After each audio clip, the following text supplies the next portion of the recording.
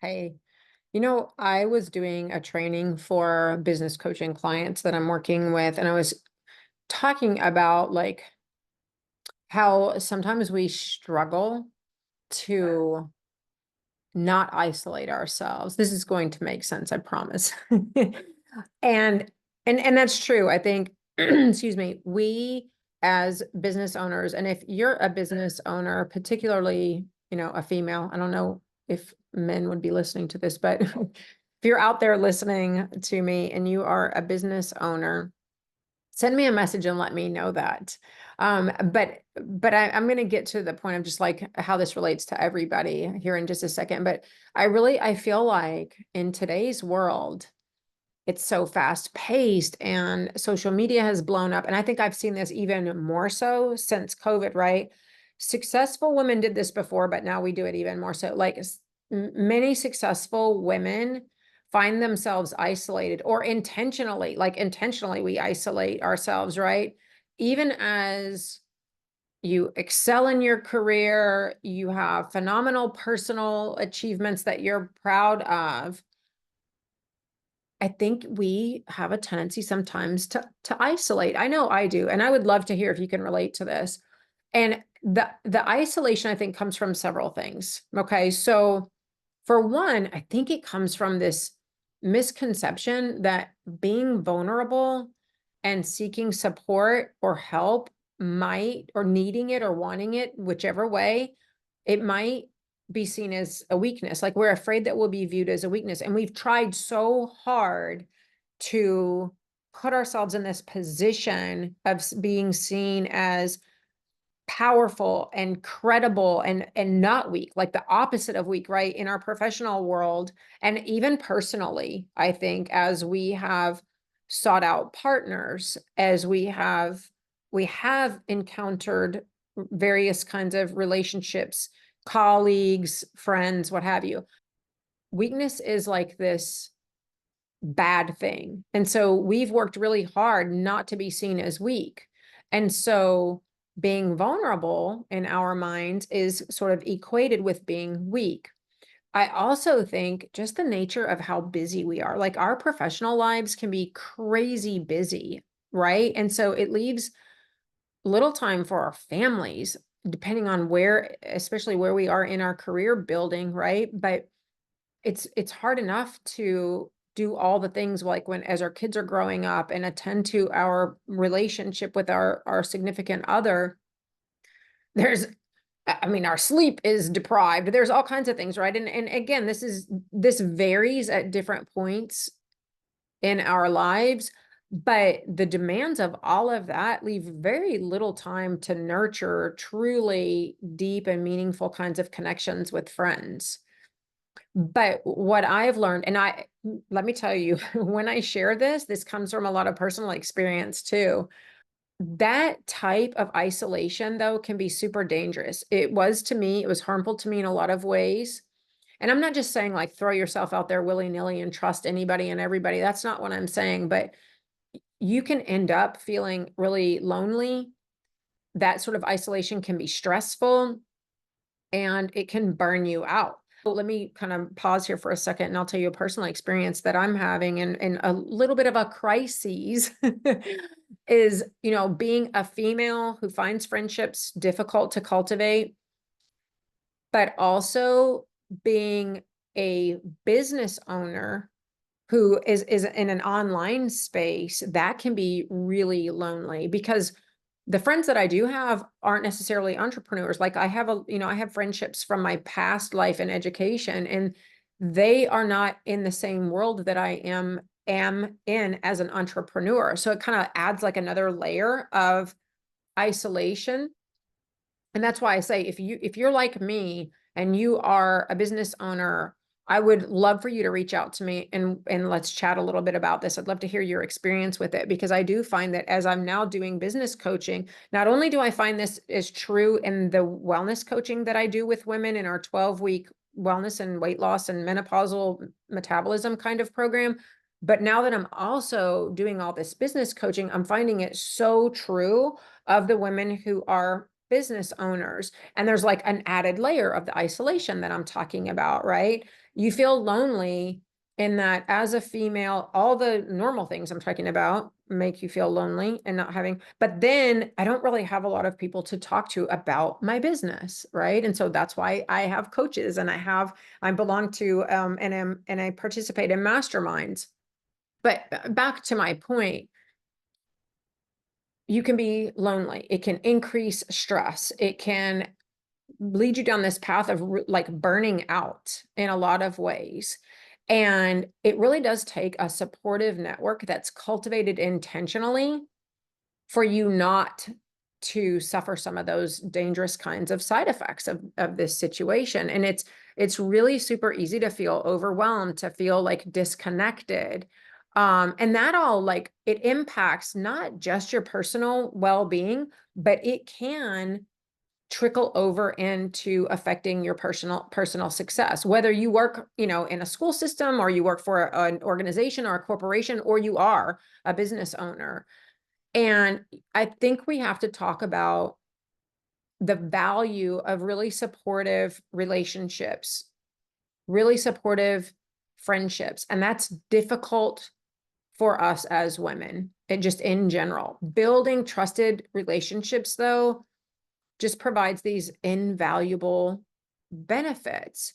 The emotional support that you can get from having someone you trust, that you can share some vulnerabilities with, who can support you when you need that little bit of a prop. It can also, relationships can really help reduce a lot of stress in your life, whether it's something work related that's stressing you out. When you have a supportive group of friends, or that one like kind of ride or die go-to friend, you can share the experiences and what you're going through. And sometimes it's not about just like asking for advice necessarily. It's just like having someone to be a sounding board for you to like vocalize what's happening and the stress that it's causing. And just by getting it out, it can reduce the stress. And it does offer you, if you cultivate supportive, trusted bonds with friends, those are people that you admire. You admire their character, you admire their intellect, you admire and you trust and find them credible in terms of like how they handle situations, right? And so when something's going on in your life and you share that with a trusted friend, someone you have built this relationship with, they can offer you new perspectives that can help you with deciding how to handle things, that can enrich your life, that can really help you to move forward in a lot more productive ways than like sitting in whatever the situation is, right? And I'm talking about friends that don't just like coddle you, right, and feed into your drama or your emotional whatever is going on, but friends that you can trust to give you not what you want to hear, but sometimes what you need to hear too, right? And I think just on a human perspective, like a human experience perspective, having trusted friendships reminds you that like we're not alone in both our triumphs and our struggles. Like we're not alone in this life. It can be super easy to slip into that, that independent, isolated kind of mentality where you feel like what I'm experiencing is just unique to me. And the fact of the matter is that no matter, this human experience is, while each of us has a unique walk, there are a lot of commonalities, and there are things that we're going through that make us feel very alone, but millions of other people have experienced the same kinds of things and felt the same kinds of things that we're feeling. And there's a lot to be said for having like that collective sort of hive, if you will, or that collective support among people that we've been able to build some trust. Now, again, I'm going to fully acknowledge that as women, it's difficult to build real and lasting relationships that are true just genuine bonds. I know that's super difficult, and I'm not going to get into all the whys and wherefores for that. It is worth putting yourself out there and building trusted friendships and making that effort. And so a couple of tips that I'll give you. Number one is think about your hesitation to be open and vulnerable. If you're somebody that does hesitate and is a little afraid of vulnerability, think about that and know that it really is okay to share a little bit of your struggles and challenges with people, because again, let other people not only will get it, they've experienced it, and you're going to be helping them by sharing it. Now, that doesn't mean like go total TMI and like share every detail of your life, particularly when you're first building these friendships, right? We all know those people who overshare. That's not what I'm talking about, but it is okay to dive into it and share a little bit of struggles. You're not superwoman. You're not fooling anybody by acting that way. And true friendships are built on honesty and trust. So be willing to be a little open and vulnerable. The second thing I'll say is maybe, really look to seek out, find people that are like-minded. You can join groups. Maybe some of you even have joined professional groups where you're, in groups with colleagues or with people who are in the same kind of work world that you are. There are community groups, perhaps church groups, or, in-person kinds of groups like that. But there are also online groups where people have similar desires, they have similar values and interests. They have, whether that's, connected through hobby, through work, like I said, through goals that you have, personal goals that you have. But look for friends in places like that. All right. The third one is prioritize quality over quantity.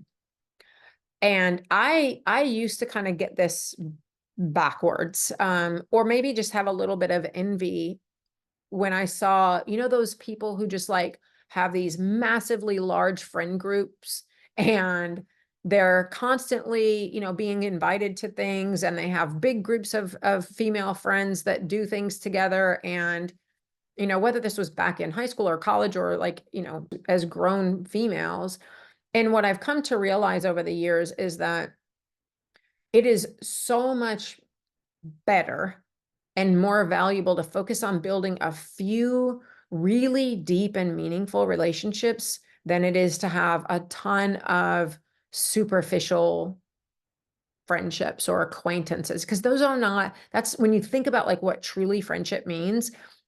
Superficial relationships with a ton of people, that's not really true friendship. So prioritize quality over quantity. And fourth, take initiative. Like, don't be afraid to reach out and suggest activities and meetings. Like, building a friendship takes an effort on both sides. And again, this is something that I've been totally guilty of doing. And I've been trying to be more intentional about being the person that takes that first step. Perfect example. I came to know a wonderful woman. Her name is Krista. I'll just say it. I don't know if she listens to my podcast or not. We're friends, but I came to know her through a referral from someone else that I knew in sort of a business networking kind of way. And I reached out to her. She did help me with what I initially reached out to her about. And then we started knowing each other in that business sense, right? And what I thought after I met her and had known her and started getting to know her a little better for a few months, I thought like, she's really cool. Like in real life, I would be friends with her. Right. And the thing is, and this was someone I did know in person, right? It wasn't like an online acquaintance from far, far away. It was someone who lives like locally to me. And what I realized is like, why was I just thinking she would be a great person to hang out with and a cool person to get to know? Why not just say that to her? And I kind of felt like that kid in school, like wanting to be friends with somebody new and being a little nervous. And I finally thought like, this is stupid.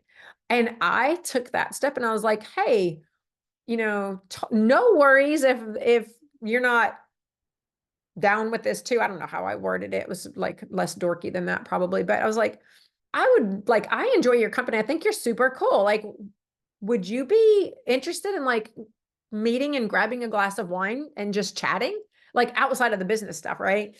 And she's like, you know what? Oh my gosh, I have been wanting to ask you to get together and spend some time together. And I was like, see, we both had the same idea, and neither of us like sent a message or a text or like initiated that conversation. And so because I took the initiative, now I have spent the last year or year and a half with this amazing new friendship that I've been growing. And we don't get together, all the time, and we don't text all the time. I mean, she's busy too, but we've made a point of getting to know each other, like getting to know about each other's families and struggles that we have, and sharing some of that vulnerability with each other, and being a support, building the trust where we can be a support for each other. And as a matter of fact, I'm going to message her as soon as I finish recording this podcast, because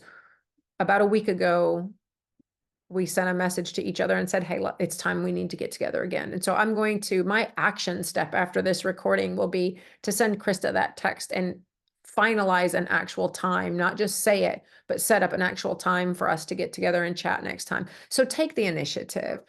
Chances are, if you think somebody's pretty cool, or you want to get to know them a little bit more and better, they may be thinking the same thing about you. So those are my tips for today. And then finally, I want to leave you with this. I know a lot of what I'm talking about is, easier said than done, so to speak, right? And one of the things that I have been really, really proud of is how my online total wellness free community has brought together over 5,000 women who are busy professional women who all have things in common about wanting, having this desire to be healthier and live. They're over 40 in that group, and they all have this desire to make like the next phase of life a better phase of life, right? And so I'm really proud of how supportive and how active and how amazing that community is. And if you're listening to this, I would like to extend an invitation for you to join that community, because it is a place where there are like-minded women who understand the unique challenges that you face. And they are there to get tips and recipes and exercises and, all kinds of mindset kinds of help with weight loss and managing menopause and all of those things. But they're also in there to connect with other women who are like you and like themselves, to share experiences, to offer support, get support, but also offer support and really gain insight from each other as a part of that group. And I think it's by participating in communities like that that you have a real opportunity to network with women, to share and support others. And that is an environment that I'm super proud of, because it fosters that kind of a genuine connection, helping other people to form bonds. And there are women from all over the world there. And so I encourage you to take that step today. There's always in the links underneath the description of this episode, there's always a link for different ways that I can help provide value in your life. And one of them is the link to request to join that total wellness group. And I really encourage you to click on that link and join if you're not already a member. One of the things that I will say is that makes me really, really super proud of that group is the more that I see other groups on Facebook and online in general, in other platform spaces, is I'm seeing groups that are not, they're groups where the only thing that people have in common is that they're all a member of that group. And that is disappointing, and it's sad to me. And there's a group that comes to mind that has several 100,000 women in it that I've seen a lot of that sort of nasty, catty kind of unsupportive kind of behavior. And I feel bad for the women there, because sometimes I think the women who are even part of that kind of drama, if you will, are really isolated themselves and hurting themselves and need a super supportive space to be part of. And so if you're listening to this and you know the group that I'm talking about and you want to be part of a supportive group, please do. you also request to join Access. But anybody, if this message is falling on your ears, this was meant for you. So I would love to have you join, and shoot me a message and let me know. If you do click on it, shoot me a direct message in Facebook or Instagram and tell me, hey, like I clicked on the link and I'm joining Total Wellness, so that I can look for you there. And be patient with us, because my team does help me. When you request access, you'll a couple of questions will pop up, and answer those. And then you have to click a box. I think it says to like agree to the group rules, but then you go in a queue for us to review, because we do make sure that women who join the group, or people who join the group, are women who this group is for. So that's why there's an approval process. So bear with us. Sometimes it takes 24 hours or so to get through all of the new daily requests, but we will get to you. But shoot me a private message and let me know that you requested access, because I want to look for your request to join in particular. And I would love to know if you heard about it here on this episode. So thanks so much for spending time with me. As always, I appreciate that, and I value you being here. And I will see you right back here next time.